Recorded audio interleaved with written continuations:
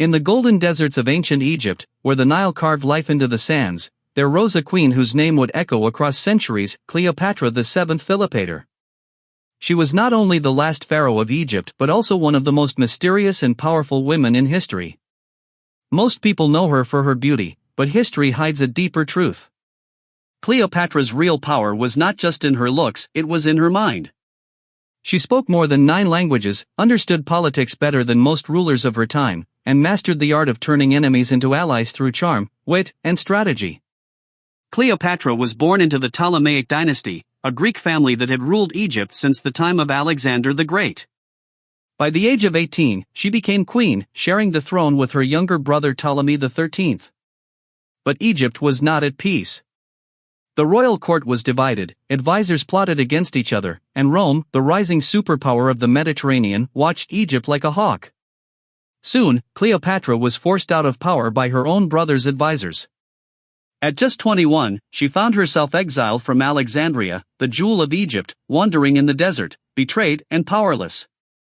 But Cleopatra was not a woman to surrender. She knew that to reclaim her throne, she needed a powerful ally. And there was only one man in the world powerful enough to help her, Julius Caesar. It was the year 48 before Christ when Julius Caesar arrived in Alexandria. He was Rome's greatest general, fresh from his victories in Europe, feared by his enemies, and respected even by kings. But Caesar did not come to Egypt for Cleopatra. He came chasing his rival, Pompey the Great, who had fled to Egypt after losing a civil war.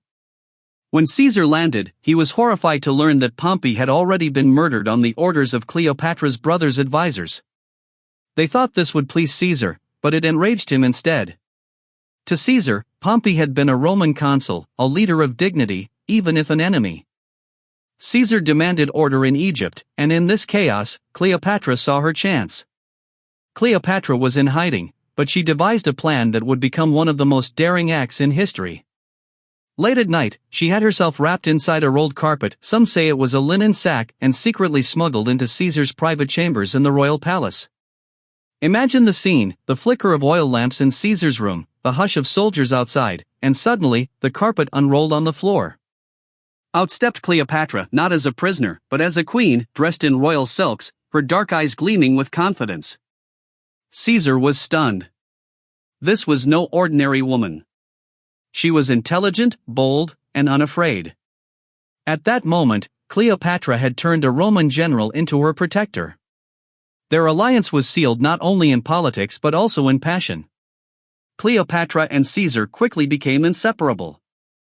He was more than twice her age, a man of the battlefield, but she matched him in intelligence and ambition. Together, they plotted to defeat her brother's forces. Soon, war broke out in Alexandria. Caesar's Roman legions fought Ptolemy's army in the streets of the city.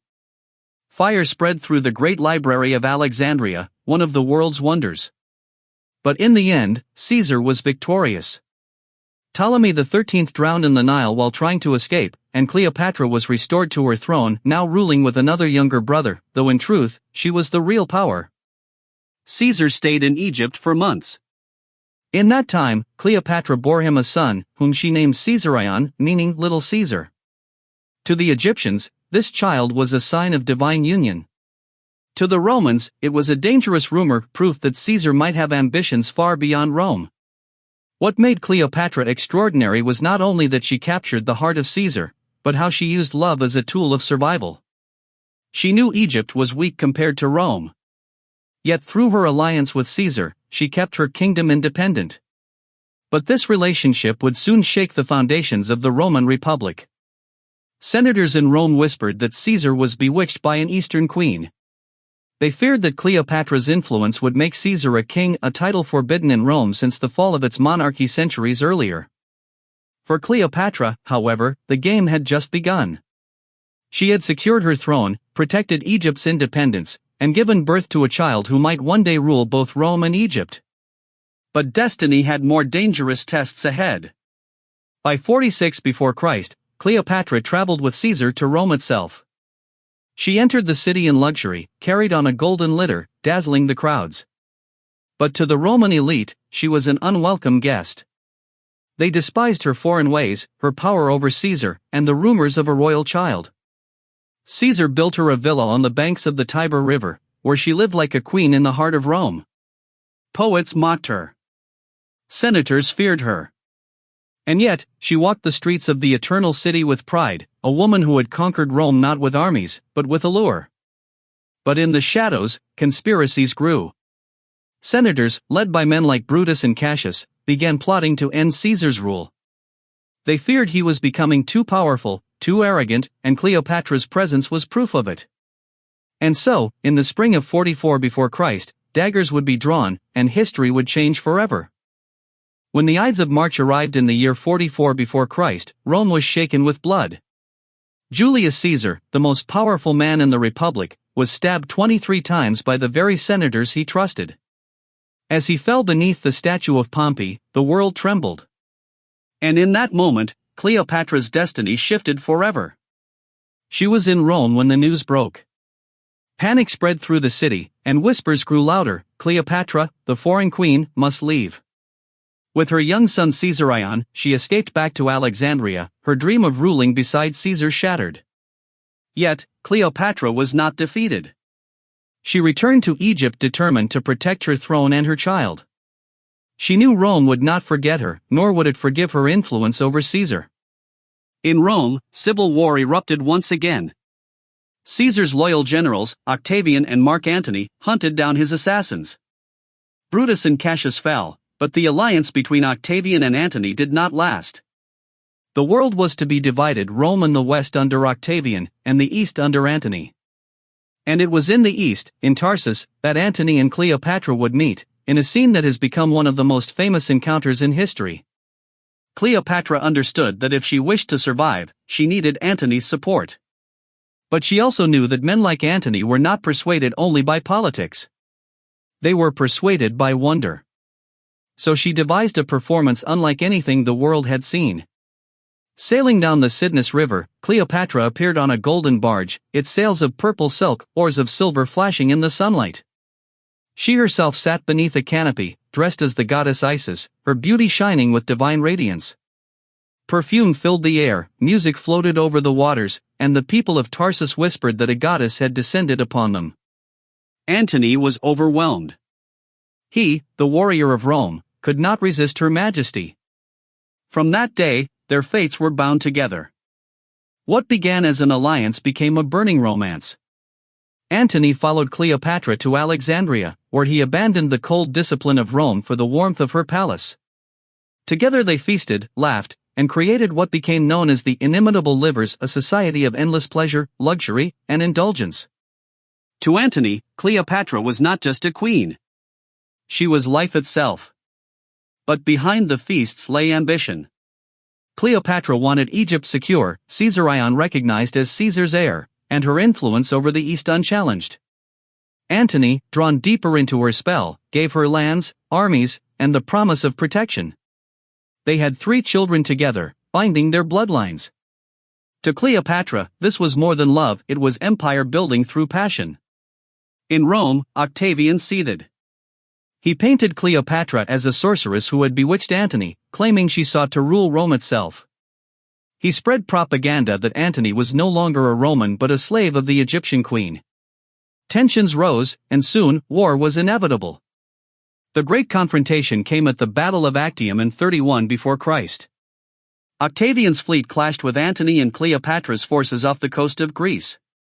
The fighting was fierce, but Octavian's navy, disciplined and relentless, gained the upper hand. And then came the moment that sealed their fate. Surrounded and desperate, Cleopatra's ships turned and fled. Antony, seeing her retreat, abandoned his fleet and followed. His men, leaderless and broken, surrendered. The dream of an Eastern empire collapsed in a single day. Back in Egypt, Antony and Cleopatra waited for the storm to come. Octavian advanced, determined to crush them once and for all. As his armies marched on Alexandria, Antony's world fell apart. Rumors spread that Cleopatra had already betrayed him, that she planned to make peace with Octavian. When Antony heard she was dead, grief consumed him. In despair, he fell upon his own sword. But the news was false: Cleopatra was alive. Mortally wounded, Antony was brought to her, bleeding in her arms. He died in her embrace, a Roman general undone by love. Cleopatra was left alone, her kingdom surrounded, her future in ashes. Octavian entered Alexandria in triumph. He sought to parade Cleopatra in chains through Rome, as a trophy of conquest. But Cleopatra, proud and unbroken, would never allow it. She knew her image must remain eternal, not as a captive, but as a queen. And so, in August of 30 before Christ, Cleopatra prepared for her final act. Dressed in royal robes, crowned as pharaoh, she entered her chamber with 2 loyal attendants. A basket of figs was delivered, and hidden within was a deadly asp, the sacred Egyptian cobra. To her, it was more than a serpent. It was a symbol of divine power, of Egypt itself. With calm resolve, she pressed it to her skin. Its venom coursed through her veins, and Cleopatra drifted into death, leaving behind a legend that would never fade. Octavian entered her chamber to find the queen lifeless, her beauty undisturbed, her dignity intact. She had denied him his victory, choosing her own fate. With her death, Egypt fell to Rome, ending 3,000 years of pharaohs. But Cleopatra's story outlived them all. For centuries, poets, painters, and historians have debated her legacy. Was she a seductress who enslaved men, or a visionary queen who fought to protect her people? Perhaps she was both. Cleopatra understood that in a world ruled by men and empires, desire could be as powerful as the sword. Through Caesar and Antony, she bent the destiny of Rome. Through her life and death, she carved her name into eternity. Even today, when we speak of love, power, and betrayal, her story returns. Cleopatra, the last queen of Egypt, remains immortal not just as a woman of beauty, but as a symbol of ambition, courage, and the dangerous allure of passion.